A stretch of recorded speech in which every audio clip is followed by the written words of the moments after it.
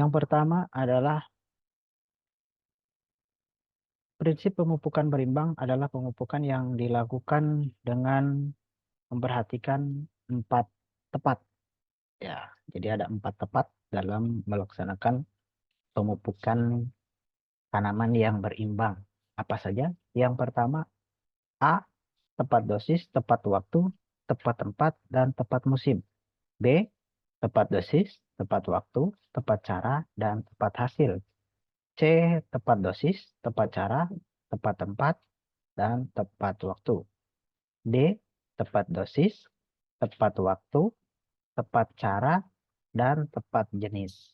Nah, dari keempat pilihan jawaban tersebut, manakah yang paling tepat? Mari kita simak dan kita perhatikan. Nah, yang paling tepat dan yang benar adalah tepat dosis, tepat waktu, tepat cara, dan tepat jenis. Jadi dalam pemupukan kita harus tepat dosisnya. Jadi dosis untuk pemupukan harus disesuaikan dengan kebutuhan tanaman pada saat itu sesuai dengan eh, fase pertumbuhan tanamannya. Kemudian tepat waktu. Nah, waktu yang dibutuhkan untuk melakukan pemupukan kapan? Tuh, kembali lagi ini harus disesuaikan dengan eh, kondisi tanamannya, umur, terutama umur tanaman, kapan harus dipupuk. Kemudian tepat cara. Nah, cara pemupukannya juga harus disesuaikan sesuai dengan jenis tanaman. Kemudian tepat jenis. Nah, jadi ini juga sama. Jadi pupuk jenis apa yang harus diaplikasikan pada tanaman yang kita tanam. Ini harus disesuaikan. Jadi yang tepat adalah D. Tepat dosis, tepat waktu, tepat cara, dan tepat jenis. Pertanyaan selanjutnya adalah buku dengan jumlah 8 sampai dengan 20 halaman yang berisikan uraian tentang suatu topik, gagasan, atau konsep pembangunan pertanian yang disajikan dalam bentuk tulisan dilengkapi gambar tebal, gambar, tabel, dan ilustrasi lainnya disebut A. Flip chart, B. Brosur, C. Folder, D. Slide. Ini hubungannya dengan eh, media, media penyuluhan. Ya, ini garis bawah yang harus kita garis bawahi adalah buku ya dalam jumlah 8 sampai 20 halaman. Jadi bentuknya eh, berbentuk buku. Nah, bukan lembaran-lembaran lagi. Yang tepat adalah B ya, brosur.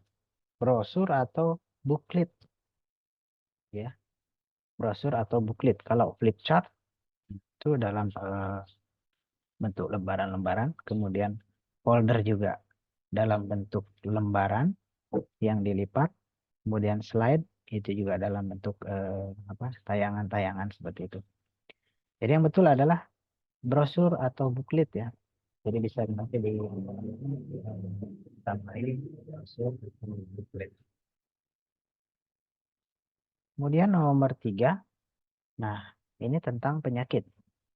Penyakit belas pada tanaman padi disebabkan oleh jamur apa?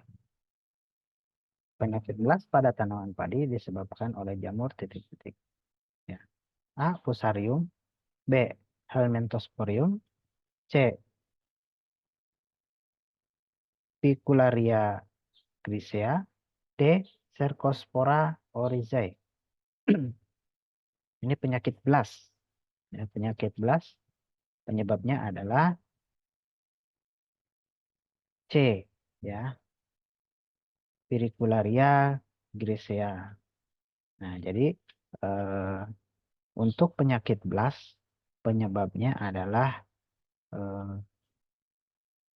Picularia grisea. Nah, adapun untuk Fusarium penyebab penyakit apa yaitu layu Fusarium disebabkan oleh eh, jamur Fusarium. Kemudian hawar daun itu disebabkan oleh eh, Helminthosporium, kemudian tadi belas yaitu Pyricularia graecea, dan bercak coklat atau bercak daun disebabkan oleh Cercospora. Nah, ini juga nanti materi-materi ini bisa didapatkan di eh, Dolphin Brain, ya. Di Dolphin Brain itu bisa eh, kita dapatkan berupa materi, kemudian kumpulan soal-soal yang tentunya yang terbaru, kemudian bimbingan belajar secara intensif. Kemudian nomor 4, Permentan nomor 49 tahun 2019 mengatur tentang, ini kembali lagi ke Permentan nomor 49 tahun 2019, mengatur tentang A. Kostratan, B. Kostratani, C. Kostrada, D. Kostrawil. Ya, jadi eh, Permentan 49 2019 ini mengatur tentang A, yaitu Kostratan, ya, Komando Strategis Pembangunan Pertanian. Ini eh, yang booming pada tahun 2023, ya, dari pusat sampai dengan ke tingkat kecamatan. Gitu. Permentan 49 tahun 2005 tentang Komando Strategis Pembangunan Pertanian atau Kostratan.